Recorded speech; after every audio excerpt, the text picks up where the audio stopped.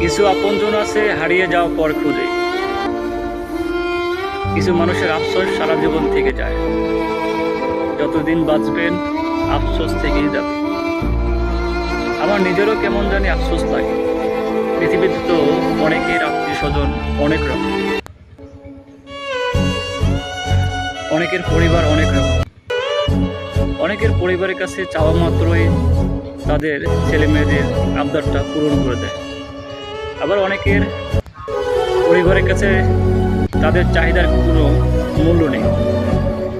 অনেকের সামর্থ্য থেকেও দেয় না, অনেকের সামর্থ্যই থাকে না।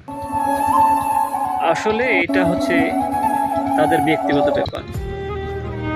সামর্থ্য থাকলে যে তাদের ছেলে মেয়েদের আবদার পূরণ করবে এমনটা নয়।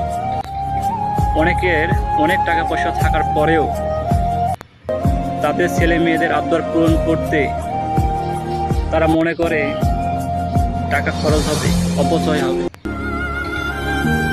আসলে টাকা কামাই করার উদ্দেশ্য কি জানি না, তবে আমার কাছে মনে হয় আমার ছেলে যদি কোনো আবদার করে আমি চেষ্টা করব আমার জীবন দিয়ে হলেও সেই আবদারটুকু পূরণ করতে।